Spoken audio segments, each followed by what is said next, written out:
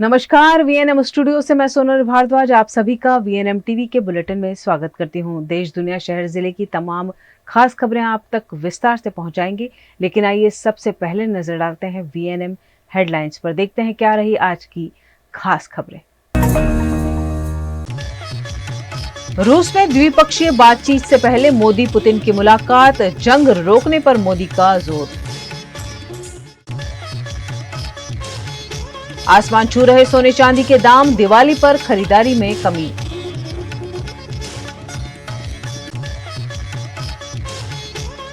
और वडोदरा में महिला 4 घंटे तक डिजिटल अरेस्ट, लाइव वीडियो आया सामने। देश के प्रधानमंत्री नरेंद्र मोदी ने फिर एक बार रूसी राष्ट्रपति पुतिन से मुलाकात करते हुए युद्ध का शांतिपूर्ण अंत लाने की बात को दोहराया है। प्रधानमंत्री नरेंद्र मोदी ब्रिक्स समिट में शामिल होने के लिए मंगलवार को रूस के कजान शहर पहुंचे। यहां उन्होंने रूसी राष्ट्रपति पुतिन के साथ द्विपक्षीय बातचीत की। इस दौरान पुतिन ने कहा, हमारे संबंध इतने अच्छे हैं कि आप मेरी बात बिना ट्रांसलेटर के ही समझ जाते हैं। वहीं प्रधानमंत्री मोदी ने यूक्रेन जंग पर भारत के स्टैंड को कायम रखा। उन्होंने कहा, हर समस्या का समाधान शांतिपूर्ण ढंग से हो। पीएम मोदी पिछले 4 महीनों में दूसरी बार रूस गए हैं। इससे पहले जब वे जुलाई में रूस गए थे तो उन्होंने पुतिन को सलाह दी थी कि बम, बंदूकों और गोली से शांति संभव नहीं है। जब मोदी एयरपोर्ट पहुंचे तो उनका स्वागत लड्डू और ब्रेड नमक के साथ किया गया। साथ ही वो यहाँ प्रवासी भारतीयों से भी मिले। इसके बाद कजान के होटल पहुंचने पर उन्होंने भारतीय पोशाक पहने रूसी कलाकारों का डांस भी देखा। विदेश मंत्रालय के मुताबिक पीएम मोदी बुधवार को ब्रिक्स की मीटिंग में हिस्सा लेंगे। यह 2 सेशन में होगी। सबसे पहले सुबह क्लोज प्लेनरी यानी बंद कमरे में बातचीत होगी। इसके बाद शाम को ओपन प्लेनरी होगी। इस दौरान पीएम मोदी कई नेताओं से द्विपक्षीय बातचीत भी करेंगे। दिवाली पर सोना चांदी खरीदना शुभ तो माना जाता है, लेकिन आसमान छूते सोने चांदी के दाम देखकर ही लोग अपनी शॉपिंग लिस्ट से सोने चांदी को हटाने के लिए मजबूर हो गए हैं। दिवाली हिंदू धर्म का सबसे बड़ा त्योहार होता है और दिवाली में नई नई वस्तुएं खरीदने की पुरानी परंपरा है। खासकर पुष्य नक्षत्र और धनतेरस पर सोने चांदी की खरीदारी को काफी शुभ माना जाता है। लेकिन इस बार सोने और चांदी के दाम आसमान छू रहे हैं। ऐसे में लोग सोने चांदी की खरीदारी से परहेज ही कर रहे हैं। जो लोग हर साल शगुन के लिए सोना और चांदी खरीदते हैं वो भी छोटी मोटी चीज खरीद कर अपना काम चला रहे हैं, जिसके चलते सूरत के ज्वेलर्स बाजार में मंदी का माहौल देखने मिल रहा है। लोग कम ही चीजें खरीद रहे हैं। हर और महंगाई बढ़ गई है। ऐसे में सोने चांदी के लिए लोगों के पास बजट नहीं होने की वजह से इस बार दीपावली पर सोने चांदी की खरीदारी पर अंकुश ही रहेगा। ऐसे में सूरत के ज्वेलर एसोसिएशन से जुड़े व्यापारी कह रहे हैं कि दीपावली इस बार सभी के लिए थोड़ी महंगी साबित होगी। गोल्ड के रेट में अगर देखा जाए तो ये टाइम पे गोल्ड के रेट सबसे हाईएस्ट पॉइंट पे है। जैसे सोना कल 8,500 पार कर गया हुआ है, तो सोने में भी एक हाईएस्ट भाव चल रहा है। और साथ साथ में जो चांदी का जो रेट है वो भी कल 1 लाख रुपए से पार करके आज आगे बढ़ गया हुआ है। तो सोना और चांदी दोनों के रेट अभी महत्तम सपाटी के ऊपर चल रहे हैं। जब सोने का और चांदी के रेट में जब बढ़ोतरी आती है तो कस्टमर वेट एंड वॉच की पोजीशन में आ जाता है। कस्टमर थोड़ा सोच के खरीद करता है। तो आज कस्टमर जो है वो खरीद शक्ति भी उसकी कम होती है, और साथ साथ में जो खरीदी करता है वो भी सोचते हैं कि आफ्टर दिवाली शायद रेट डाउन आ जाए, तो या ये जो युद्ध का माहौल है वो कम होने पे भाव वापस नीचे आएंगे तो हम बाद में लेंगे। तो वैसा करके ये टाइम पे सूरत में 50% जैसी ग्राहकी का माहौल है। ओवरऑल देखने के लिए जाए तो सोने का रेट में जैसे पहले $1,800 लास्ट साल की कंपैरिजन में $1,800-$1,900 चल रहा था, तो वहां से सडनली आज $2,700 पार कर गया हुआ है। हम लोग ज्वेलर्स से रख रहे हैं कि $3,300 के आसपास सोने का भाव होगा, और वो $3,300 के आसपास सोने का भाव जाके फिर स्टेबल होगा। पर उसके पहले एक बार सोने का रेट डाउन आएगा तो उसके बाद वापस बढ़ना चालू होगा। डिजिटल अरेस्ट, यह शब्द हाल में काफी सुनने में आ रहा है। कैसे लोगों को डिजिटल अरेस्ट कर उनसे पैसे ऐंठे जा रहे हैं, उसका एक लाइव वीडियो सामने आया है। साइबर क्राइम के कई मामले इन दिनों सामने आ रहे हैं और अब उन्हीं में से एक है डिजिटल अरेस्ट, जिसमें लोगों को हाउस अरेस्ट कर मॉडस ऑपरेंडी के तहत पैसे निकलवाए जाते हैं। ऐसा ही मामला वडोदरा की शिक्षिका रीना ढिकाणे के साथ हुआ, जिन्हें जालसाजों ने हाउस अरेस्ट कर टॉर्चर कर पति को गोली मारने की धमकी देकर 1 लाख रुपए लूट लिए। महिला उनसे विनती करती रही, लेकिन पुलिस और सीबीआई का झांसा देकर गिरोह ने महिला से 1 लाख रुपए निकलवा ही लिए। ओके मिस रीना, देखिए बहुत सीरियस केस है. It's not a normal case. There have one parcel sent from Mumbai to Thailand under your name and your Aadhaar card and inside the parcel there have some illegal stuffs. आपके नाम से एक bank account भी created है जिसमें 6.8 million की money laundering की गई है, ह्यूमन ट्रैफिकिंग की गई है. सो सीबीआई जो है आपका केस इन्वेस्टिगेट करेगी. We need only 2 thing from your side miss Reena. First thing is confidentiality and second thing is cooperation. Okay, fully officer के साथ कोऑपरेट कीजिए. If you are innocent then he will be release out as soon as possible and provide you the clearance letter. Okay, yeah बहुत serious case है. देखिए, आप हमारे द्वारा आपको कोऑपरेशन मिलेगा तभी मिलेगा जब आप फुली कोऑपरेट करेंगे ऑफिसर के साथ. जो भी इंस्ट्रक्शन रिसीव होती हैं हायर अथॉरिटी के द्वारा, जो भी रूल्स प्रोटोकॉल बताए जाते हैं, आप प्रोसीजर को फॉलो कीजिए. देखिए, इन्वेस्टिगेशन ऑफिसर और सीबीआई ऑफिसर को परमिशन नहीं होती कि वो अपना फेस रिवील करें. दैट्स व्हाई आपकी कॉल हमारी तरफ ट्रांसफर की गई है आपकी ऑथेंटिसिटी के लिए. ओके, मे बी अभी जो आपके डाउट्स हैं, जो भी डाउट्स हैं, वो क्लियर हो चुके होंगे. यस. ओके मिस रीना, अभी आपकी कॉल ट्रांसफर की जाती है इन्वेस्टिगेशन ऑफिसर की तरफ. आपने कॉल रिसीव करनी है. जैसे ही इन्वेस्टिगेशन ऑफिसर को सीबीआई ऑफिसर की तरफ से कुछ इंस्ट्रक्शंस रिसीव होंगी, आपको इन्फॉर्म किया जाएगा. ओके, थैंक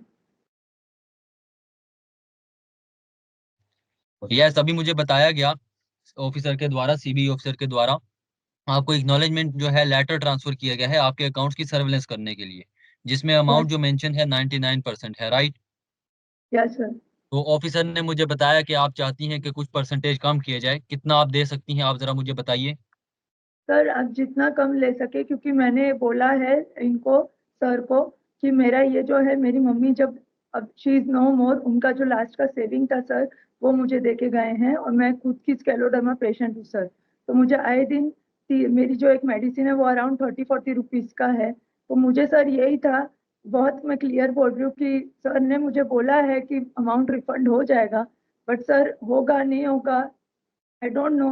मतलब ट्रस्ट है सर, बट थोड़ा सा माइनस प्लस ये भी चल रहा है. तो सर प्लीज आपके एंड से जितना हो सकेगा वो आप करिए. मैं आपको, अगर देखिए सर, 5,000 10,000 होता है तो भी ठीक है, उससे कम होता है तो भी ठीक है sir. Please my request is that कि आपको जो प्रोसीजर करने के लिए, या जो मेरा अकाउंट चेक करने के लिए आपको जो करना है, जितना आप मिनिमल अमाउंट कर सके उतना सर, क्योंकि this is my okay hard miss and Reena, money देखिए सर. मैं एज ए आईपीएस ऑफिसर आपकी जो भी कंडीशन है इसको देखते हुए, जो भी सिचुएशन है, मैं ओनली जो है आपकी सर्विलेंस अमाउंट जो है उसके लिए ओनली 1 लाख रिकमेंड करता हूँ. बाकी जो भी अमाउंट है वो हमारे द्वारा मैं खुद पे करके आपके अकाउंट्स की जो है सर्विलेंस कर दी जाएगी. ओके, तो मतलब मुझे सर क्या करना है, मैं समझी नहीं जस्ट प्लीज. देखिए, आपको ऑफिसर की तरफ से इंस्ट्रक्शंस दी जाएंगी.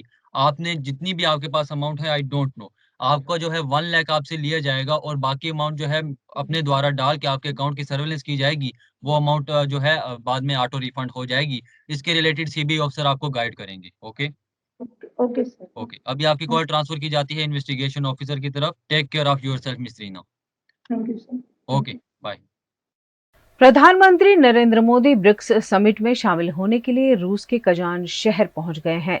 उनका यह दौरा 2 दिन का है। पीएम मोदी पिछले 4 महीनों में दूसरी बार रूस दौरे पर पहुंचे हैं। मोदी इससे पहले जुलाई में भारत रूस शिखर सम्मेलन में हिस्सा लेने पहुंचे थे। पीएम आज शाम को ब्रिक्स लीडर के साथ डिनर में शामिल होंगे। रूसी राष्ट्रपति पुतिन से भी उनकी मुलाकात होगी। उनकी कई लीडर्स के साथ अनौपचारिक बातचीत भी हो सकती है। विदेश मंत्रालय के मुताबिक पीएम मोदी बुधवार को ब्रिक्स की मीटिंग में हिस्सा लेंगे। यह 2 सेशन में होगी। सबसे पहले सुबह क्लोज प्लेनरी यानी बंद कमरे में बातचीत होगी। इसके बाद शाम को ओपन प्लेनरी होगी। इस दौरान पीएम मोदी कई नेताओं से द्विपक्षीय बातचीत भी करेंगे। ब्रिक्स सम्मेलन की साइडलाइन में पीएम मोदी और चीनी राष्ट्रपति शी जिनपिंग की बातचीत होने की संभावना है। विदेश मंत्रालय ने कल ही बताया कि भारत और चीन के बीच लद्दाख में पेट्रोलिंग को लेकर समझौते पर सहमति बन गई है। मीडिया रिपोर्ट्स के मुताबिक ऐसे में पीएम मोदी और जिनपिंग की बातचीत हो सकती है।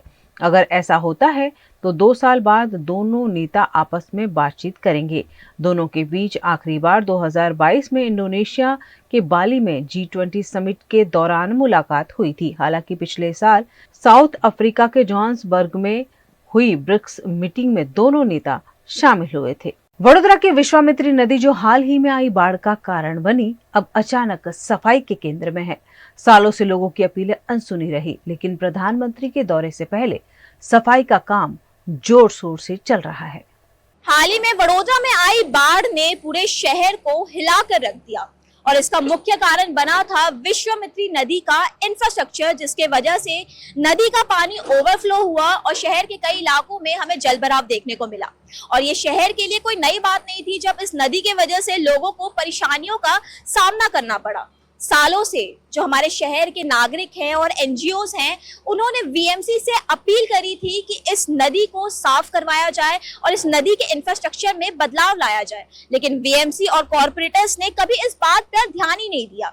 शहर के लोग हमेशा से इस मुद्दे को लेकर जागरूक थे, लेकिन वीएमसी ने हर बार इस मुद्दे को नजरअंदाज किया, जिसका परिणाम पूरे शहर को भुगतना पड़ता है। हर साल बाढ़ के दौरान इस नदी के वजह से पूरे शहर में पानी भर जाता है, लेकिन वीएमसी की लापरवाही कभी खत्म नहीं होती, कभी भी इसके खिलाफ कोई भी ठोस कदम नहीं उठाया गया। लेकिन अब जब प्रधानमंत्री जी शहर में आ रहे हैं तो विश्वामित्री नदी की साफ सफाई शुरू हो गई है। जैसा कि आप मेरे पीछे देख सकते हैं कि जो काम सालों से नहीं हो रहा था, अब वो काम फटाफट हो रहा है। जो काम सालों से ठंडे बस्तों में था, अब उसे तेजी से शुरू कर दिया गया है। और ये सब क्यों हो रहा है? ये सब सिर्फ एक दिखावे के लिए हो रहा है। ऐसा लगता है वीएमसी जो है वो शहर की एक खूबसूरत छवि बनाना चाहती है प्रधानमंत्री जी के सामने, ताकि जब वो आए तो उन्हें इस शहर का सिर्फ एक चमकता और साफ सुथरा चेहरा दिखे, जो कि बेहद गलत है। क्योंकि सालों से जब हमारी जनता ये अपील कर रही थी कि इस नदी के वजह से उन्हें कैसी कैसी परेशानियों का सामना करना पड़ता है, हर साल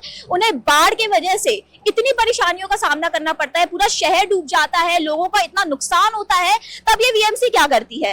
तब ये वीएमसी एक बार भी देखने नहीं आती है। ये नदी 3-4 महीने हो चुके हैं बाढ़ को आए हुए, लेकिन ये नदी को ऐसा का ऐसा ही रखा गया था। और अब जब एक दिन का रोड शो होने वाला है, अब जाके ये नदी की साफ सफाई की जा रही है। तो ऐसे में अब गंभीर सवाल ये उठते हैं कि क्या ये सब कुछ महज एक दिखावा है? क्या ये काम पहले नहीं हो सकते थे? क्या ये सिर्फ एक प्रधानमंत्री को एक फेक छवि दिखाने का नाटक है?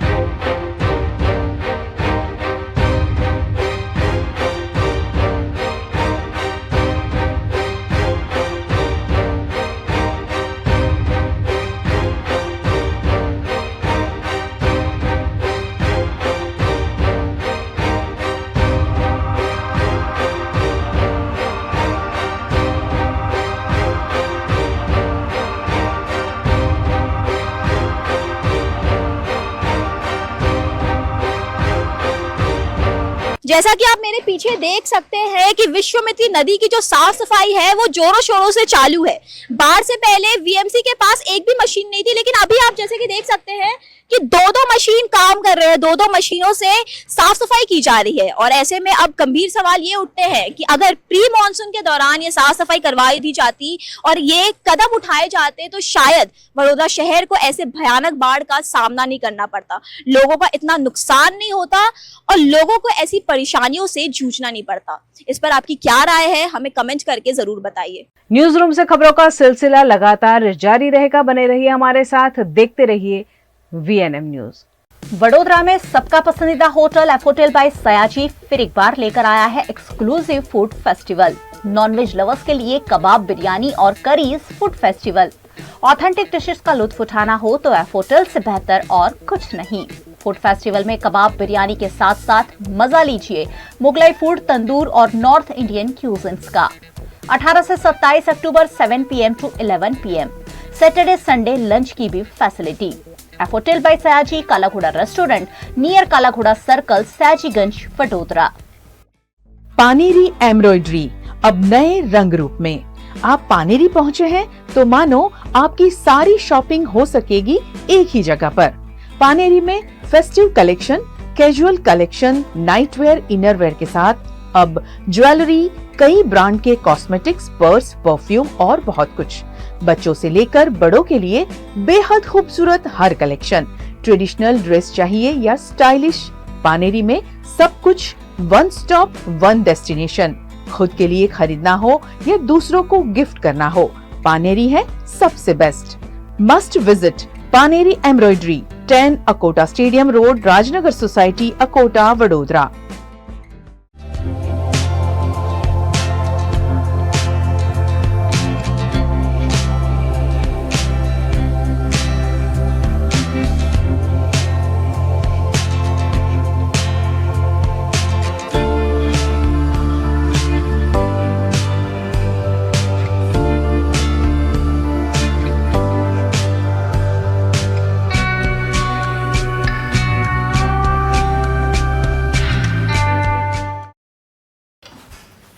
ठीक से साफ करो, ऊपर ऊपर से नहीं। VLDC मतलब बोरिंग लुकिंग, इसको साफ करके क्या फायदा? इतनी बेइज्जती। Switch to RR signature designer BLDC fans, जो बोरिंग लुकिंग नहीं, वेरी स्टाइलिश लुकिंग है। RR सिग्नेचर फैंस, आपके काम की बात। Every new year we take a new year resolution. New year resolution का मतलब होता है upgrading your life, which means upgrading your lifestyle and upgrading your living space. And that is why the best choice is Trilogy by Courtyard.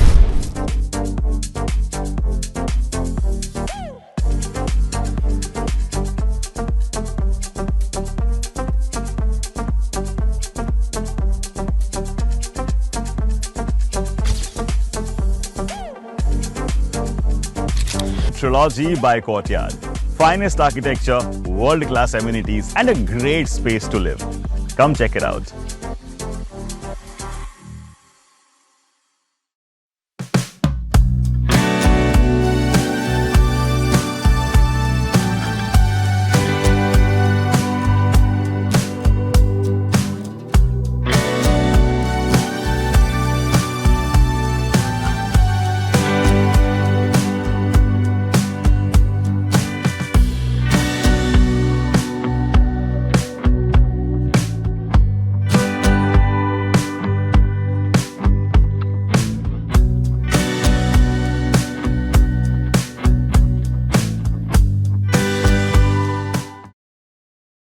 Bharat ले रहा है electric अंगड़ाई। क्यों ना हम साथ चले, साथ चले, साथ बढ़े, साथ बढ़े, देश मेरे, देश मेरे।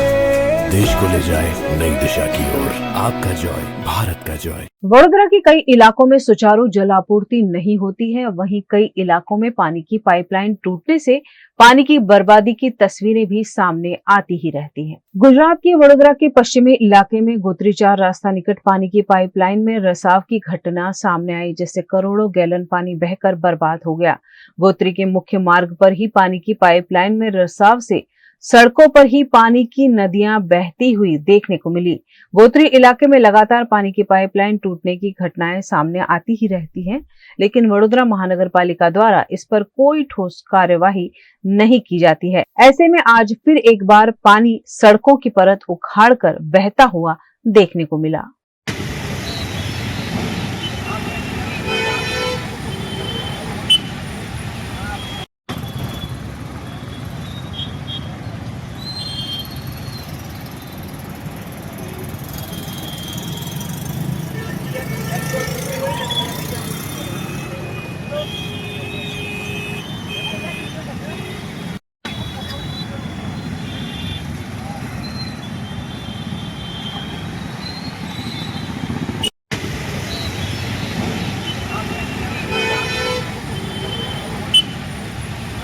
गुजरात के वडोदरा में बाढ़ के दौरान सफाई करने वाले 170 सफाई कामदारों को वापस लेने की मांग करते हुए भाजपा नेता द्वारा धरना प्रदर्शन किया गया। वडोदरा में इस सीजन में 3 बार बाढ़ आई। उस दौरान लगभग 170 सफाई कामदारों को नियमित करने का वादा कर उनसे सफाई करवाई गई थी, लेकिन अभी भी सफाई कामदारों को काम पर नहीं लेने से विरोध देखा जा रहा है।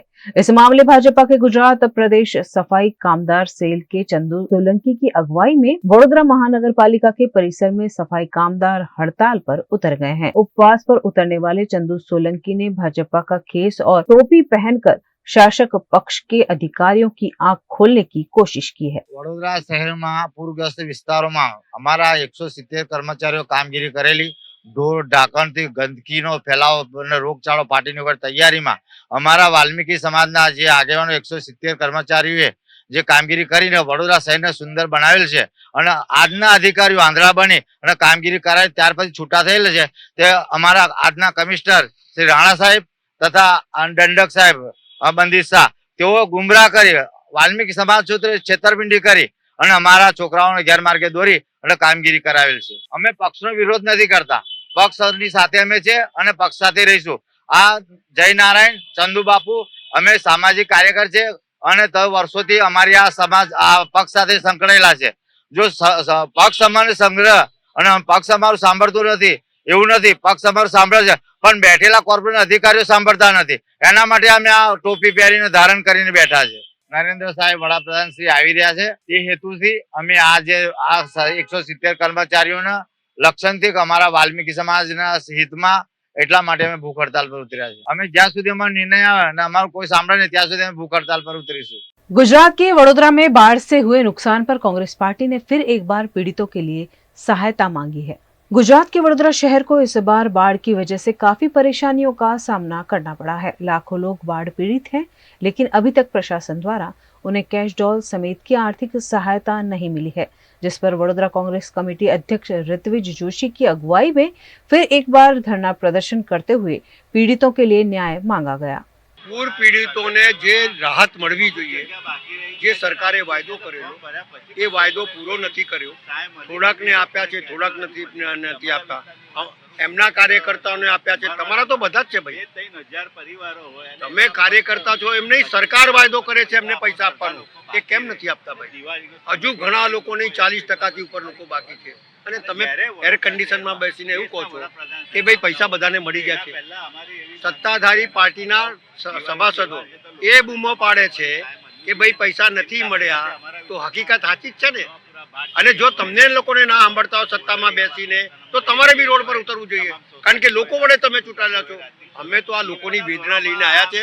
5-5 દિવસ બચારા ભૂખ્યા રહ્યા, છોકરાઓને દૂધ નહીં મળ્યું, લાઇટો કપાઈ ગઈ, ખાવાનું નહીં મળ્યું, સિનિયર સિટીઝનને દવા નહીં મળી, 12 માણસો મરી ગયા, સારા સારા ઘરના લોકો રોડ પર ભીખ માંગતા થઈ ગયેલા। એવી પરિસ્થિતિ અને 3-3 વખત પૂર આવે શહેરની અંદર, અને તમારા જ મળતિયા હોય, જોન ચેન્જ કરીને એન્ક્રોચમેન્ટ કરેલા હોય, બધી જ વાતો લોકોની સામે સમક્ષ આવી રહી છે। ત્યારે આ ખોટા વાયદા ન કરો। झूठी सरकार, झूठा अधिकारीओ અને झूठा लोको देखाय छे। आ वेदनाओ लईने ज्यारे लोको रोड पर उतरता होय तो एमनी वेदना समझी एमना हकना पैसा लोको सुधी मળી જાય એવી વ્યવસ્થા કરો, એવી માંગણી સાથે બની ચૂક્યા। ભ્રષ્ટ શાસનના પાપે આ વડોદરા શહેરમાં 3 વખત પૂર આવ્યા। વડોદરા શહેરમાં વડોદરાના પ્રજાજનો ભૂખ્યા તરસ્યા રહ્યા, બધાને આર્થિક નુકસાન થયું છે। આર્થિક નુકસાનની ભરપાઈ આ સરકાર કરી નથી રહી। રાજ્યના મુખ્યમંત્રી આવે ત્યારે કરોડો રૂપિયાની જાહેરાત કરીને જાય છે, તો એ રૂપિયા આ વડોદરાની પ્રજા જેને આર્થિક સહાય નથી મળી એ લોકોને કેમ નથી મળ્યા, એ અમારો પ્રશ્ન છે। જો મુખ્યમંત્રીએ વડોદરામાં પૈસા મોકલ્યા છે તો વચ્ચે આ રૂપિયા કોણ ખાઈ ગયું, ક્યાં મગરો ખાઈ ગયા, શું આમાં ભ્રષ્ટાચાર થયો છે? અને રાજ્યના મુખ્યમંત્રી અને વડોદરા કોર્પોરેશન તંત્ર આ ગરીબોને સહાય નહીં કરે, મધ્યમ વર્ગને સહાય નહીં કરે, તો શું આ બધા ભેગા થઈને પ્રધાનમંત્રી આવનારા દેશમાં આવે છે તો અમે એમની પાસે આર્થિક સહાય માંગવા જઈશું? આજે પ્રધાનમંત્રી માટે રાતોરાત રોડ રસ્તા બની રહ્યા છે, લાઇટો લાગી રહી છે, વડોદરામાં કોઈ દિવસ ના થયું એવું બધું કરી રહ્યા છે કે જે રૂપે પ્રધાનમંત્રી જાય, પ્રધાનમંત્રીને ગાડીમાં બેઠા બેઠા એક ઝર્ક ના આવવો જોઈએ, પણ મારી વડોદરાની પ્રજા, માતા બહેનો, દીકરીઓ, યુવાનો, વડીલોને રોજે આ કોર્પોરેશનનું તંત્ર ઝર્ક આપે છે। આજે વડોદરાને ખાડોદરા બનાવ્યું, વડોદરાને ભુવા નગરી બનાવી અને પૂર આવવામાં તો રેકોર્ડ બનાવી દીધો। ત્યારે આ પ્રજાને ન્યાયની આશાએ અમારી પાસે આવી છે અને અમે કોંગ્રેસ પાર્ટી પ્રજાનો અભાવ બનીને આ કામ કરી રહ્યા છે। આવનારા દિવસો પણ અમારા આજે આંદોलन છે। स्टैच्यू ऑफ यूनिटी पर आतंकी हमले के साथ सैलानियों को बंधक बनाया गया, जिसके चलते मौके पर अफरा तफरी का माहौल देखने को मिला। पर्यटन क्षेत्र में विश्व फलक पर मशहूर हुए नर्मदा जिला के एकता नगर में विश्व प्रसिद्ध स्टैचू ऑफ यूनिटी बनाया गया है। स्टैचू ऑफ यूनिटी के फूड कोर्ट और सरदार सरोवर नर्मदा डैम पर आतंकियों ने हमला कर सैलानियों को बंधक बनाया। डैम की सुरक्षा व्यवस्था संभालने वाली सीआरपीएफ के जवानों पर भी हमला किया गया। लगभग 4 हथियारधारी आतंकियों ने सैलानियों को बंधक बनाकर दहशत फैलाई, जिसकी जानकारी मिलते ही इमरजेंसी रिस्पॉन्ड टीम और जिला प्रशासन अलग अलग फोर्स लेकर मौके पर पहुंचा और पूरे इलाके को कॉर्डन कर लिया गया। आतंकी हमले की जानकारी मिलते ही सलामती और सुरक्षा के लिए यातायात रोक दिया गया और स्थानीय पुलिस ने मामला संभाला। स्थानीय पुलिस और एसओजी ने आतंकी हमले वाली जगह को कॉर्डन कर आतंकियों के सामने चुनौती पेश की। जरूरत पड़ने पर ऑपरेशन के लिए गांधीनगर से चेतक कमांडो टीम को भी बुलाया गया। इसके बाद चेतक कमांडो की टीम ने आतंकियों को मार गिराते हुए बंधक बनाए गए यात्रियों को छुड़वाया।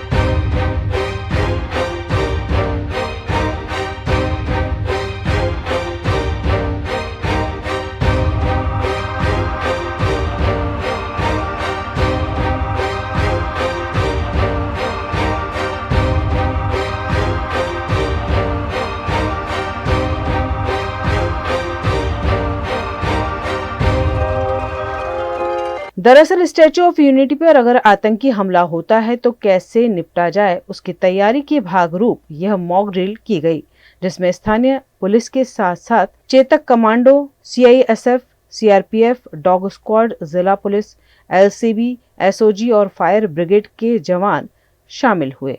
આજે અમે જે સ્ટેચ્યુ ઓફ યુનિટી છે અને જે સરદાર સરોવર ડેમ છે, બંને જગ્યાએ એક ટેરરિસ્ટ ઓર્ગેનાઇઝેશન દ્વારા અટેક અને હોસ્ટેજીસનો કોઈ ઇન્સિડન્ટ થાય અને એમાં કઈ રીતે તમામ એજન્સીઓ સંકલન કરીને એ હોસ્ટેજીસને છોડાવી શકે અને મિનિમમ કેઝ્યુઅલિટી કરી શકે, એના કોર્ડિનેશન માટે અમે તમામ સંલગ્ન સુરક્ષા એજન્સીઓ સાથે તેમજ અન્ય જે રેસ્ક્યુ એજન્સી સાથે મળીને અમે આજે એક મોક ડ્રિલનું આયોજન કર્યું છે।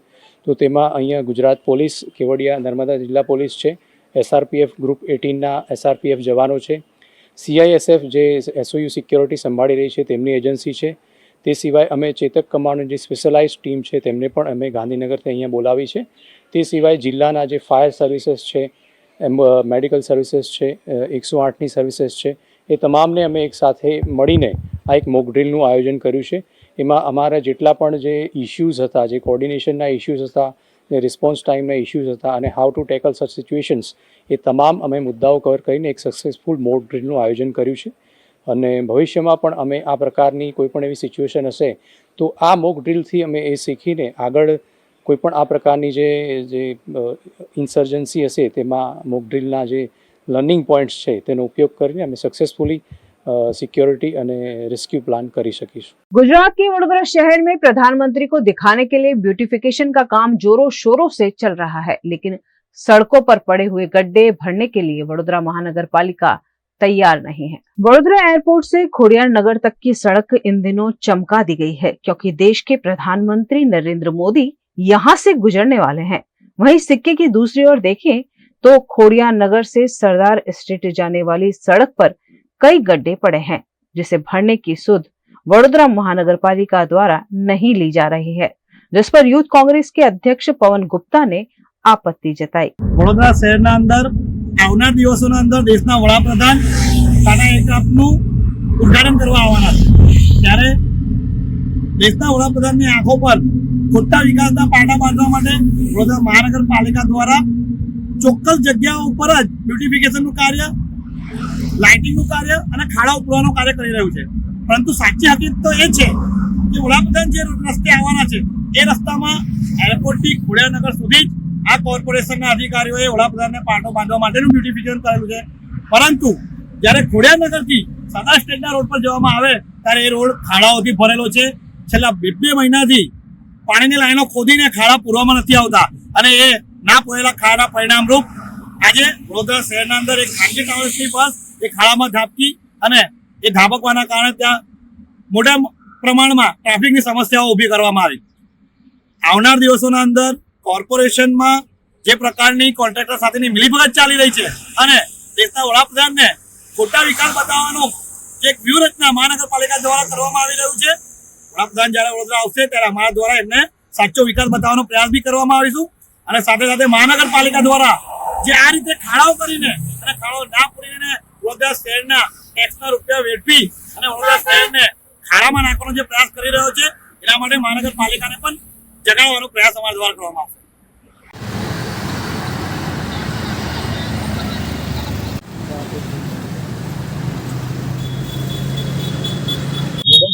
વોર્ડ નંબર 17 ની અંદર મહાનગરપાલિકાની બેદરકારીના કારણે ઠેર ઠેર ભૂવા પડી રહ્યા છે. તમે જુઓ, છેલ્લા 2 મહિનાની અંદર વડોદરાના સૌથી વધારે જો ભૂવા પડ્યા હોય તો એ વોર્ડ નંબર 17 ની અંદર છે.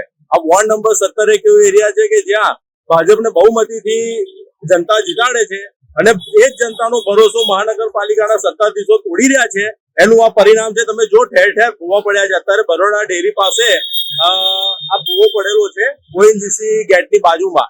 આવા તો ભૂવા ઘણી જગ્યાએ પડેલા છે. ડીમાર્ટની બહાર પડેલા છે, એની અગાઉ પણ શેલ પેટ્રોલ પંપ પાસે પડેલા છે. લગભગ ઘણા ભૂવા અહીંયા પડી રહ્યા છે. એટલે કોર્પોરેશને ખરેખર આ બેદરકારી છે એમની અને જનતાના જે રૂપિયાનો વ્યય કરી રહ્યા છે એમાં સુધાર એ કરવો જોઈએ. આ ખોટા જનતાને ભ્રમણ કરાવી રહ્યા છે અને ખોટો જનતાના પૈસાનો દુરુપયોગ કરી રહ્યા છે. ભ્રષ્ટાચાર ને માત્ર ભ્રષ્ટાચાર, આખું વડોદરા ખડોદરા બનાવી દીધું છે. એટલે તમે જો આ ભૂવા પડી ગયા છે ઠેર ઠેર. એટલે આનો કોઈ યોગ્ય રીતે નિકાલ કરવો જોઈએ. કામની ગુણવત્તા જળવાય એ પ્રકારના કામ કરવા જોઈએ. આ તમે કેવું કામ કરો છો કે થોડા સમયે ભૂવા પડી જાય, હજુ રોડ બન્યો નહીં ને તરત ભૂવો. એટલે મહાનગરપાલિકાના જે ઉચ્ચ અધિકારી છે એને આના ઉપર દેખરેખ રાખવી જોઈએ અને વ્યવસ્થિત આનું निरीक्षण કરીને સારા રોડ બનાવવા જોઈએ. खबरें अभी और भी जिन्हें लगातार आप तक पहुंचाते रहेंगे, लेकिन छोटे से अंतराल के बाद बने रहिए हमारे साथ, देखते रहिए VNM न्यूज. एसी જોઈએ કે રેફ્રિજરેટર, વોશિંગ મશીન જોઈએ કે એલઈડી ટીવી, બધું જ એક જ છત નીચે જો બેસ્ટ ઓફર્સ અને બેસ્ટ સર્વિસીસ સાથે જોઈતું હોય તો આવો Himanshu sales. Visit Himanshu sales, house of AC, electronics and home appliances, Vadodara, Surat, Halol અને લુણાવાડા. और कॉल 9825311157.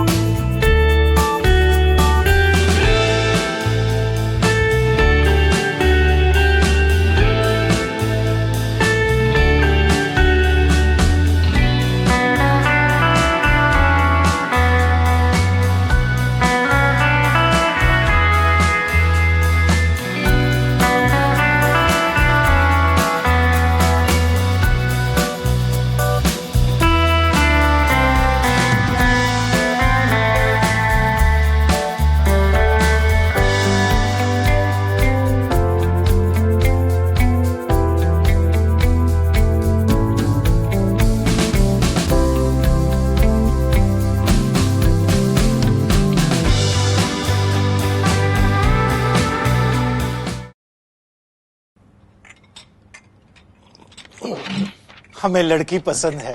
कुंडली भी मिलती है भैया. काफी हॉट है. कोने कोने में हवा नहीं पहुंच रही? Switch to RR signature Broadway fans with curve plates जो हवा पहुंचाए कोने कोने में. Feeling like a wow. RR signature fans, आपके काम की बात. Welcome to Courtyard Palladium. 3 BHK large size apartments જ્યાં તમને મળશે એક grand living room with an amazing view, સાથે એક comfortable dining area, a perfect kitchen for your perfect family. Now 3 bedrooms નો પહેલો bedroom with an amazing balcony view. સાથે the second bedroom which is very comfortable, very cozy and has ample of sunlight. And now for the third and the master bedroom of this house. This is so amazing, so grand and so beautiful. Best વાત આ apartments ની એ છે કે અહીંયા તમને મળે છે walk through balcony. So now I'll see you in the living room. Let's go. This is amazing, right? Courtyard Palladium, 3 BHK large apartments near Earth Infinity in Bhaili. Don't forget to visit.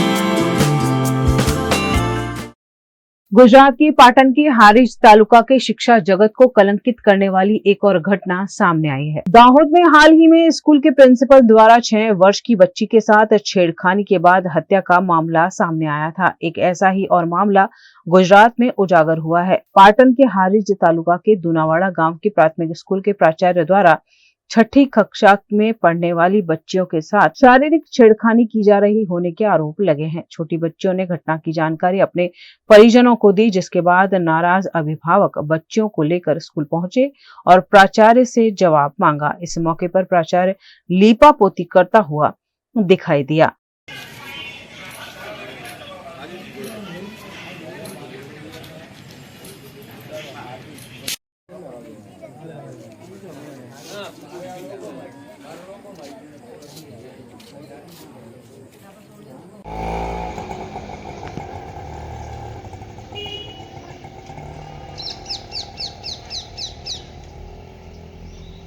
बच्चियों के परिजनों ने Harij police थाने में भी school के principal के खिलाफ शिकायत की है। स्कूल के प्रिंसिपल प्रवीण पटेल ने इसे अपनी भूल बताते हुए माफी मांगी है, लेकिन आक्रोशित परिजन स्कूल के प्राचार्य के खिलाफ कड़ी कानूनी कार्यवाही की मांग कर रहे हैं। गुजरात के अमरेली में बिन मौसम बरस रही बारिश के चलते किसानों को बड़ा नुकसान हुआ है, जिसका मुआवजा किसान सरकार से मांग रहे हैं। अमरेली जिले के कई तालुका में आसू महीने में भी आषाढ़ जैसा माहौल देखने को मिल रहा है। अमरेली के लाठी समेत आसपास के कई तालुका में बिजली के कड़ाकों के साथ बारिश बरस रही है, जिससे किसानों को काफी नुकसान उठाना पड़ रहा है। लाठी तालुका में रह रहकर लगातार बरस रही बारिश के चलते किसानों की फसल बर्बाद हो गई है। यहाँ के किसान मूंगफली, कपास, अरंडा, सोयाबीन, तिल, कठोल जैसी फसल लेते हैं, जो बर्बाद हो गई है। किसानों को करीब 60 से 70% नुकसान उठाना पड़ रहा है, जिससे किसानों को अपने साथ साथ पशुओं के भविष्य की भी चिंता सता रही है। ऐसे में ये किसान तत्काल सर्वे करवाकर सरकारी सहायता की मांग कर रहे हैं।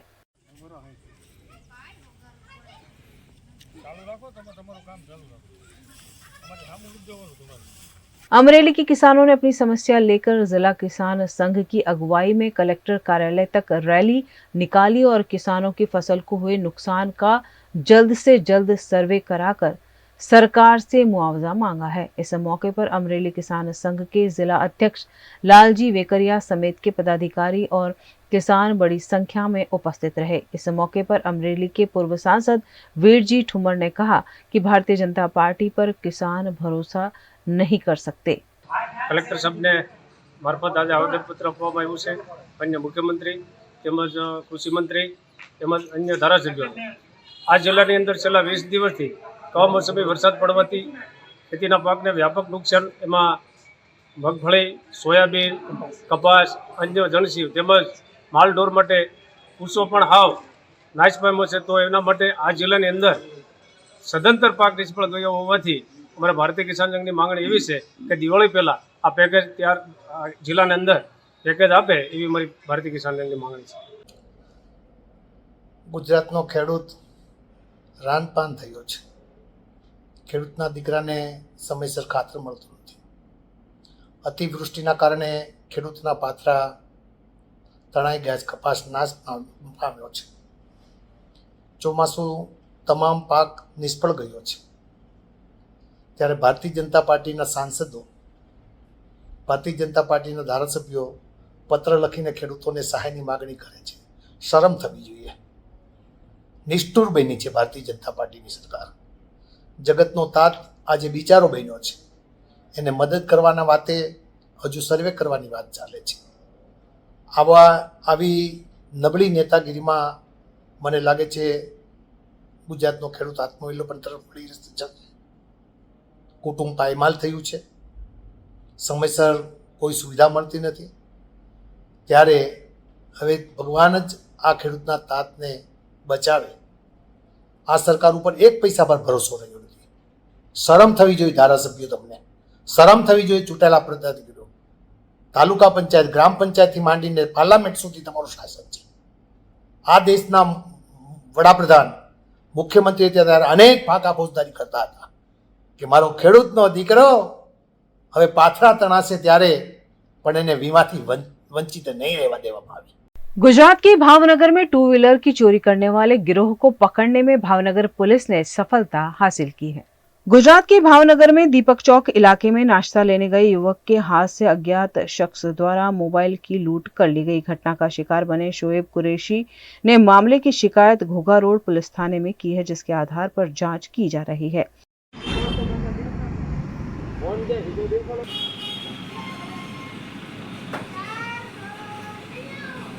મારા ઘરે મરણ થઈ ગયું હતું, તો હું ભાઈબંધની ગાડી લઈને બજારમાં જતો હતો નાસ્તો લેવા.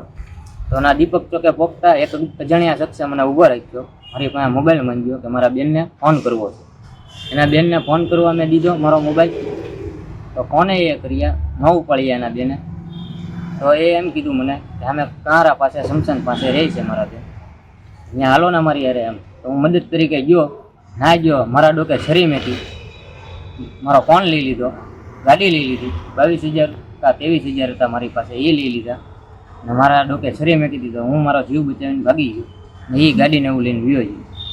ને સવારે અહીંયા પોલીસ સ્ટેશને આવ્યો તો મારી ગાડી જે ભાઈબંધની હતી એ હળગેલી જોવા મળી. गुजरात के भावनगर एलसीबी पुलिस को पेट्रोलिंग के दौरान मिली सूचना के आधार पर रबर फैक्ट्री सर्कल स्थित सूर्य दर्शन कॉम्प्लेक्स के पार्किंग में 15 जितने पार्क वाहनों के साथ 3 लोगों से पूछताछ करने पर बाइक चोरी के कई मामले उजागर हुए हैं. भावनगर में करीब 5 लाख रुपए के 15 बाइक जब्त कर तीनों आरोपियों पर कानूनी कार्यवाही की गई है.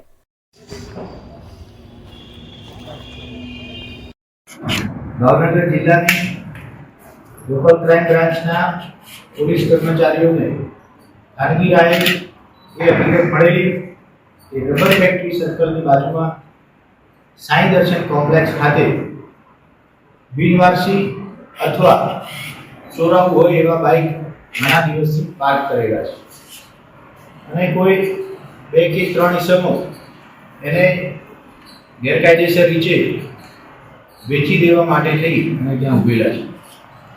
બાતમીની ખરાઈ કરતા 3 ઇસમો આ જગ્યા ઉપર મળી આવેલા. તેમની પૂછપરછ કરતા 3 જણા ભાવનગરના ખેડૂતવાસ વિસ્તારમાં રહેતા, જેમના નામ યશ હરેશભાઈ ચૌહાણ ઉર્ફે યતિ, છોટાલાલ કિસ્મતભાઈ રાઠોડ તથા બિપિનભાઈ રમેશભાઈ વેગડ એવું પોતે બતાવેલું છે. આ મળી આવેલા બાઇકની માલિકી દર્શાવતા કોઈ પણ પ્રકારના ડોક્યુમેન્ટ કે કાગળ એમની પાસેથી મળી આવેલા નથી. આગળની પૂછપરછ કરતા આ 3 આરોપીએ કબૂલાત કરેલ છે કે આ બાઇક એમણે ખાસ કરી અને ઓપન મેદાન કે જ્યાં મેળાઓ થતા હોય અથવા કોઈ મોટા ધાર્મિક સામાજિક પ્રસંગ થતા હોય એવી જગ્યાઓથી ઉઠાવીને લાવેલા છે અને ઓછી કિંમતમાં વેચી મારી અને પૈસા લેવાનો પ્લાન છે. ભાવનગર જિલ્લા ખાતે બાઇકની 7 ચોરી દાખલ થયેલી છે, જેમાંના 7 બાઇક આ બાઇક અંતર્ગત ડિટેક્ટ થયેલા છે. બાકીના બાઇક કબજે લઈ આગળની કાયદેસરની કાર્યવાહી હાલ ચાલુમાં છે. અન્ય વિગતો એ બાબતે તપાસ ચાલી રહી છે કે ભાવનગર જિલ્લા સિવાય આજુબાજુના કોઈ પણ જિલ્લામાંથી આ લોકોએ બાઇક કે કોઈ અન્ય વસ્તુની ચોરી કરેલી છે કે કેમ. दिवाली का त्योहार नजदीक होने के चलते भावनगर में पालिका का स्वास्थ्य विभाग और पुलिस दोनों एक्शन में है। गुजरात के भावनगर में महानगर पालिका और स्वास्थ्य विभाग द्वारा शहर के अलग अलग इलाकों में मिठाई और नमकीन की दुकानों से सैंपल लिए गए। दिवाली का त्योहार काफी नजदीक है और ऐसे में अखाद्य पदार्थों का इस्तेमाल रोकने के लिए भावनगर स्वास्थ्य विभाग द्वारा ये कार्रवाई की गई। कई दुकानों में सैंपल लेकर इस पर जांच की जाएगी। भावनगर के बोर तालाब समेत के इलाकों में विभिन्न मिठाई और नमकीन की दुकानों से स्वास्थ्य विभाग के अधिकारियों द्वारा सैंपल लिए गए हैं, जो लेबोरेटरी में भेजे जाएंगे और अगर सैंपल फेल जाते हैं तो दुकानदार पर कानूनी कार्रवाई तक की बात स्वास्थ्य अधिकारी देवांग जोशी ने कही है।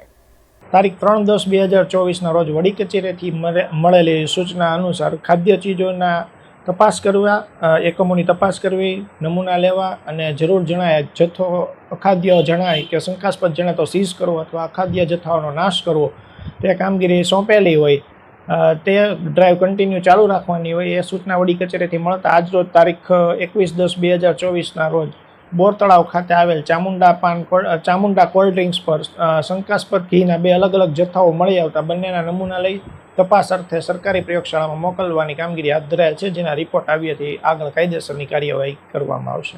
दिवाली के त्योहार के चलते स्वास्थ्य विभाग के साथ साथ पुलिस भी काफी सज्ज दिख रही है। भावनगर में दिवाली का त्योहार नजदीक होने के चलते भावनगर एसपी हर्षद पटेल द्वारा शहर के पुलिस कर्मचारियों और ट्रैफिक कर्मचारियों के साथ साथ अलग अलग व्यापारी एसोसिएशन के साथ एक बैठक का आयोजन किया। भावनगर में डीएसपी की अध्यक्षता में आयोजित बैठक में व्यापारी एसोसिएशन को भी आवश्यक दिशा निर्देश दिए गए हैं। साथ ही व्यापारियों को सीसीटीवी वर्किंग स्थिति में रखने का आह्वान किया गया है ताकि किसी भी तरह की अप्रिय घटना के सबूत जुटाए जा सके। आज रोज भावनगर शहर खाते अलग अलग एसोसिएशनना होद्देदारोनी अने भावनगर शहरना पोलीस स्टेशनना थाना इंचार्ज, ट्राफिक ब्रांचना पोलीस इंस्पेक्टर तथा एलसीबी અને એસઓજીના પોલીસ ઇન્સ્પેક્ટરની એક સંકલન મીટિંગનું આયોજન રાખવામાં આવેલું હતું। ખાસ કરી આ મીટિંગનો ઉદ્દેશ આવનારા સમયમાં જે દિવાળીનું પર્વ ઉજવવાનું છે એને અનુસંધાને ભાવનગર શહેરના બજારમાં મોટી સંખ્યામાં ખરીદી માટે નાગરિકો એકઠા થતા હોય છે। આ સમયગાળા દરમિયાન કેટલાક રૂટ વન વે કરી દેવામાં આવતા હોય છે, જેથી કરી વેપારીઓ અને તેમના ત્યાં જે ખરીદી માટે આવતા નાગરિકો છે તેમને ટ્રાફિકની કોઈ સમસ્યા ન થાય, યોગ્ય જગ્યાએ પાર્કિંગ થાય એ મુજબના મુદ્દાઓની ચર્ચા કરવામાં આવી। આ ઉપરાંત તમામ વેપારી એસોસિએશનને પોલીસ તરફથી એવી વિનંતી કરવામાં આવી છે કે પોતાની દુકાન શોરૂમના તમામ સીસીટીવી કેમેરા વર્કિંગ કન્ડિશનમાં હોય એની ખાતરી કરાવી લે।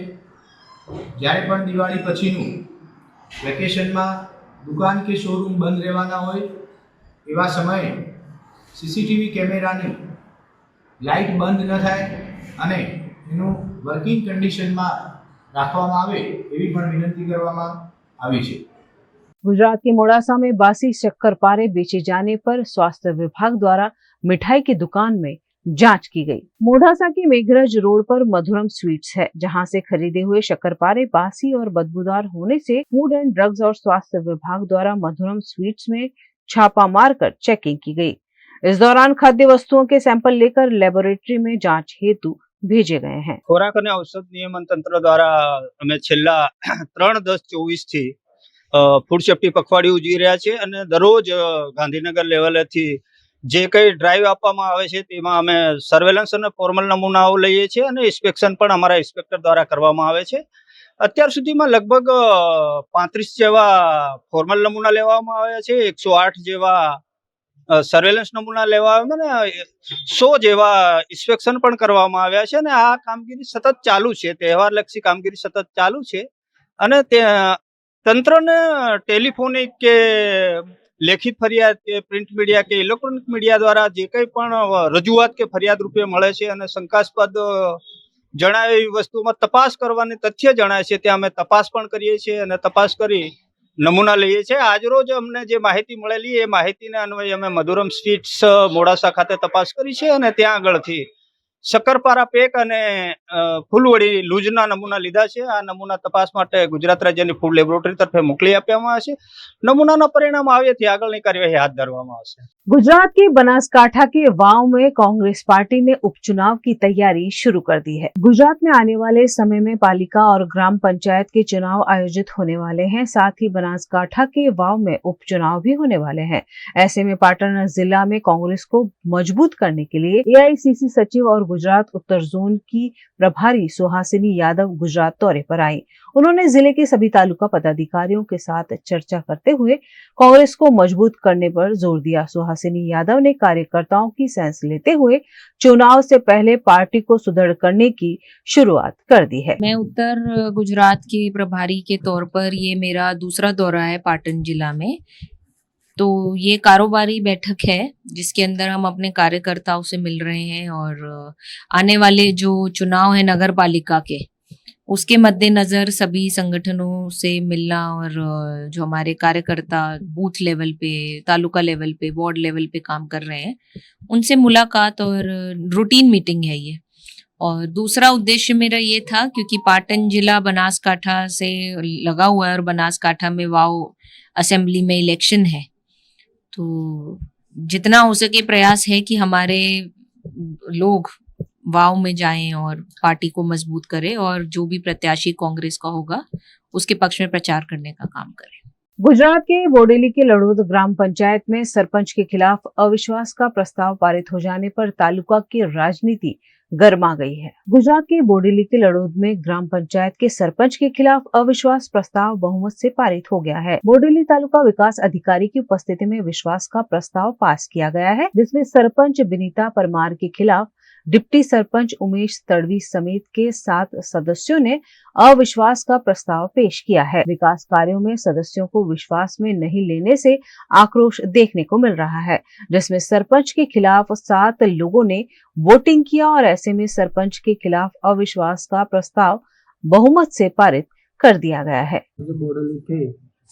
टीडीओ साहेब ने माया तसलेने दरखास्त હતી અવિશ્વાસની દરખાસ્ત એ આજે પાસ થઈ ગઈ છે। રણતુમ પંચાયતની અંદર પ્રશ્ન નહીં દીધા આજ દી 2.5 વર્ષ સુધી 7 સભ્યો। આજરોજ બોડેલી તાલુકાના લડોદ જૂથ ગ્રામ પંચાયતમાં અવિશ્વાસની દરખાસ્ત લાવવામાં આવી હતી। તાલુકા પંચાયતના સક્ષમ અધિકારીઓ આવીને આજે દરખાસ્તને મંજૂરી આપી છે અને સરપંચની વિરુદ્ધમાં 7 સભ્યો અવિશ્વાસની દરખાસ્ત લાયા છે। 2.5 વર્ષથી જે સરપંચે કામો કર્યા હતા, 2.5 વર્ષથી બિલકુલ બહુમતીમાં લીધા વગર, સભ્યોને વિશ્વાસમાં લીધા વગર સરપંચે જે કામ કર્યા હતા એ કામની સામે આ સભ્યોને વિરોધ હતો અને એ વિરોધને લઈને અવિશ્વાસનો પ્રસ્તાવ લાયા હતા એ આજે પાસ થયો છે અને સરપંચને એમના હોદ્દા પરથી દૂર કર્યા છે અને ડેપ્યુટી સરપંચ આ અવિશ્વાસની દરખાસ્ત લાયા હતા એમનો વિજય થયો છે। ટોટલ 10 સભ્યો હતા, 10 સભ્યોમાંથી એક મયત હતા, એમાં એક ગેરહાજર હતા। ટોટલ બીજા આજની મીટિંગમાં 8 હાજર હતા, 8માંથી આ લોકો 7 જણ થઈને અવિશ્વાસની દરખાસ્તને मंजूरी आपी है। छत्तीसगढ़ के गोरिल्ला पेंड्रा मरवाही में अंतरराज्यीय गांजा तस्करी पर जीपीएम पुलिस की सिलसिलेवार कार्यवाही में 3 तस्करों को गिरफ्तार किया गया है। छत्तीसगढ़ के गोरेला पेंड्रा मरवाही में अंतर्राज्यीय गांजा तस्करी पर फिर एक बार सफल कार्रवाई की गई है। जीपीएम पुलिस लगातार गांजा तस्करों पर नजर बनाए हुए हैं और इसी के तहत 1 महीने के भीतर चौथी बड़ी कार्रवाई को अंजाम दिया गया है। 1 महीने में 14 अंतर्राज्यीय तस्कर और बड़े डिस्ट्रीब्यूटर गिरफ्तार हुए हैं और 5.29 क्विंटल गांजा भी बरामद हुआ है। इस बार पुलिस की चेकिंग में 34 किलो गांजा और 2 4 पहिया वाहन बरामद किए गए हैं। आरोपी अंतर्राज्यीय गांजा तस्करी में शामिल थे, जिसके चलते उन पर कानूनी कार्यवाही को अंजाम दिया गया है। जैसा कि यहाँ पे शासन के निर्देशानुसार और आईजी सर और एसपी मैडम के नेतृत्व में यहाँ पे गांजा है उसके खिलाफ में हम लोग लगातार कार्यवाही कर रहे हैं। इसी दौरान कल हम लोग की पेट्रोलिंग पार्टी यहाँ पे पेंड्रा थाना की है, वो धनपुर के आसपास पेट्रोलिंग कर रही थी, तो एक स्विफ्ट डिजायर कार जो थी वो संदिग्ध अवस्था में वहां पर देखी गई। उसका पीछा करने पर वो भागने लगी और अपना जो गाड़ी में गांजा रखे हुए थे उसको एक तालाब के किनारे फेंक करके वहां पर से भागने का प्रयास कर रहे थे। इस पर हमारी टीम ने उनको घेराबंदी कर। मध्य प्रदेश के मंदसौर के गांव में हुई बुजुर्ग की हत्या का पुलिस ने खुलासा कर दिया है। मध्य प्रदेश के मंदसौर जिले के नारायणगढ़ थाना क्षेत्र में सिंधपन गांव है, जहां एक बुजुर्ग की निर्मम हत्या कर दी गई थी। इस मामले की जांच में पुलिस ने फरार आरोपी को गिरफ्तार कर लिया है, जिसमें मृतक की दुकान में काम करने वाले नौकर ने सिर्फ 20,000 रुपए के लिए बुजुर्ग को मौत के घाट उतार दिया। दिनांक 16-17 अक्टूबर की दरमियानी रात में सिंधपन गांव में मांगीलाल बावरी जी की उनकी दुकान पर उनके कर्मचारी द्वारा हत्या कर दी गई थी, जिस पर थाना नारायणगढ़ पर हत्या का प्रकरण पंजीबद्ध इसकी विवेचना की जा रही थी। आज दिनांक को नारायणगढ़ पुलिस को सूचना मिली कि इसका जो आरोपी है राजू उर्फ सुखराम पिता रामलाल भील निवासी टकरावत का, ये पायडा मगरा के आसपास देखा गया है। सूचना पर से फोर्स के साथ जाकर वहाँ इसकी घेराबंदी की तो आरोपी पुलिस को देखकर जो क्रेशर की वहाँ खदानों के गड्ढे हुए हैं उन गड्ढों में कूदा, जिसको घेराबंदी कर पकड़ा। कूदने के कारण उसको जो कुछ चोटें आई हैं, जिसको प्राथमिक उपचार के लिए यहाँ पे नारायणगढ़ अस्पताल लेके आए हैं। उत्तर प्रदेश के बिजनौर के नहटौर में ANM ट्रेनिंग सेंटर पर छात्राओं के एडमिट कार्ड फैकल्टी से जारी होने के बाद एग्जाम के समय एडमिट कार्ड ब्लॉक करने से छात्राएं परीक्षा नहीं दे पाई। उत्तर प्रदेश के बिजनौर के नहटौर में ANM ट्रेनिंग सेंटर पर द्वितीय वर्ष की छात्राओं को परीक्षा के चलते फैकल्टी से एडमिट कार्ड जारी कर दिए गए थे, लेकिन एग्जाम के समय अचानक एडमिट कार्ड ब्लॉक कर दिए गए, जिससे लिस्ट से उनका नाम हट गया। ऐसे में 8 छात्राओं को एग्जाम देने से रोका गया, जिससे छात्राओं ने जमकर हंगामा किया और एक छात्रा बेहोश भी हो गई। बेहोशी की हालत में उसे अस्पताल में रेफर किया गया। मामले की जानकारी पाकर पुलिस भी मौके पर पहुंची। इन छात्राओं का आरोप है कि कुछ छात्राओं से पैसे लेकर उन्हें एग्जाम में बैठा दिया गया। एक दिन पहले मोबाइल में डाल दिया कि तुम लोग ये हुआ है। एक दिन पहले वो भी यहाँ लिस्ट चिपका है, लड़कियां बताइए ये लिस्ट चिपका है। अब हम कहिए एक दिन पहले से लेकर लखनऊ पहुंचे बिना खाए पिए। लिस्ट है, लिस्ट नहीं ये वाला कि तुम लोग पेपर नहीं दोगे। एक दिन टाइम था, एक दिन फैकल्टी गई लखनऊ, वहाँ पे उन्होंने सब चीज देखी, बोली बच्चे इसमें तो कोई कमी नहीं है। उन्होंने हाथ तो हाथ डाउनलोड कर दिया हमारे कार्ड पर, उसके बाद उन्होंने सर के पास जमा कर दिए, इन्होंने मोहर लगा दी, अपने सिग्नेचर कर दिए, रात फिर डाउनलोड कर दी, जिससे बच्चे कल पेपर नहीं दे पाए। तो क्यों पेपर को न दे पाए? क्यों पेपर नहीं देंगे? सर से क्या दुश्मनी है? बच्चों की अटेंडेंस तो और की भी कम है। कोई बिहार पे कौन स्टूडेंट लेटर तक देता है क्या? हमको तो ऐसे ही बदनाम कर दिया है। गुजरात के वडोदरा शहर का ऐतिहासिक कमाटी बाग अब अपनी पुरानी पहचान खो रहा है। ऐसे में लोगों में फिर एक बार कमाटी बाग का आकर्षण जगाने के उद्देश्य से एक खास पहल की गई है। अब बस कुछ ही दिनों में दिवाली आने वाली है और दिवाली के इस खास अवसर पर वडोदरा शहर के वासियों को कमाटी बाग की तरफ से एक खास तोहफा मिलने वाला है। जी हाँ, कमाटी बाग में एक नया मेहमान आने वाला है जो वडोदरा शहर के वासियों के लिए एक नया आकर्षण बनकर उभरेगा, जो कि है नासिक से लाए गए 2 बाघों की नई जोड़ी, जिसे 900 किलोमीटर की लंबी यात्रा कर वडोदरा शहर में लाया गया है। कमाटी बाग जू के डायरेक्टर डॉक्टर प्रत्युष पाटंकर और उनकी टीम ने बाघों को इधर सफलतापूर्ण लाने में 3 साल की कड़ी मेहनत की है, जो अपने आप में ही एक बहुत बड़ी बात है। ये बाघों की जो उम्र है वो महज 4 से 5 साल की बताई जा रही है और फिलहाल उन्हें 30 से 45 दिनों के लिए क्वारंटाइन में रखा गया है, ताकि ये सुनिश्चित कर लिया जाए कि उनका जो स्वास्थ्य है वो अच्छा रहे और दिवाली के बाद लोग इन्हें आकर देख सके। और आपको ये भी बता दें कि ये जो बाघों का तोहफा है वो वडोदरा को सरकारी पशु विनिमय कार्यक्रम के तहत मिला है और इसके बदले में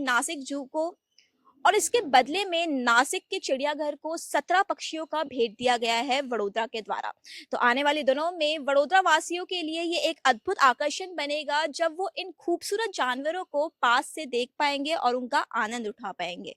इस वक्त हमारे साथ मौजूद हैं कमाटी बाग जू के डायरेक्टर डॉक्टर प्रत्युष पाटंकर जी।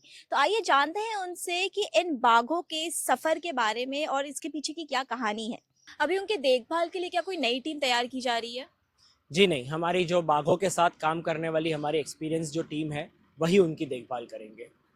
और अभी जैसे कि इन नए बाघों को आप अपने जू में लेकर आ रहे हैं, तो लोगों की क्या प्रतिक्रिया आप एक्सपेक्ट कर रहे हैं?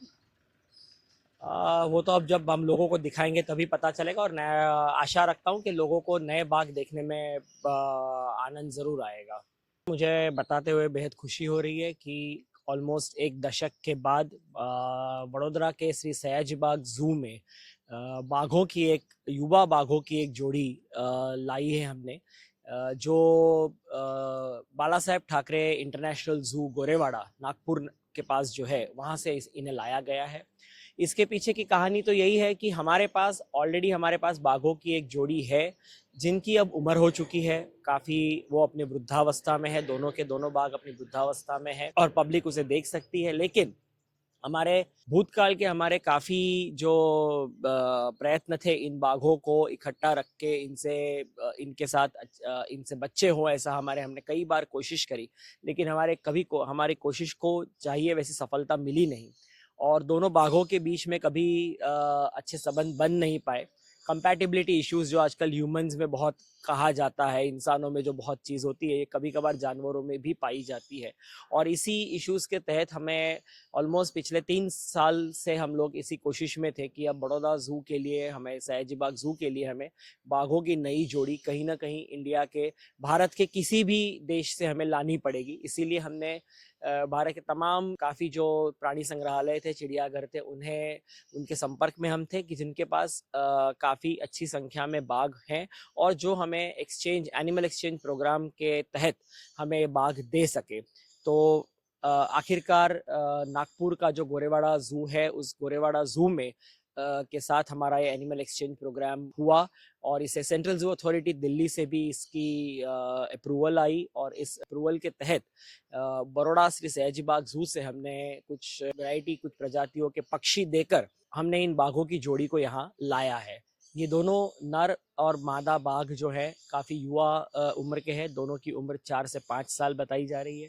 दोनों वाइल्ड जीन पूल है, बहुत ही अच्छे यंग एनिमल है और हम आशा रखते हैं कि भविष्य में इनमें अच्छे संबंध बनेंगे और हमारे यहाँ पे भी बाघों का ब्रीडिंग हो, ऐसी हमारी पूरी कोशिश रहेगी। फिलहाल ये जो बाघ है हमारे नियम अनुसार ये अभी क्वारंटाइन पीरियड में है क्योंकि नई जगह पे एक्लेमेटाइज और एडजस्ट होने में जो इनको थोड़ा समय लगेगा। 900 किलोमीटर की इन बाघों का जो प्रवास है वो भी काफ़ी अच्छा रहा।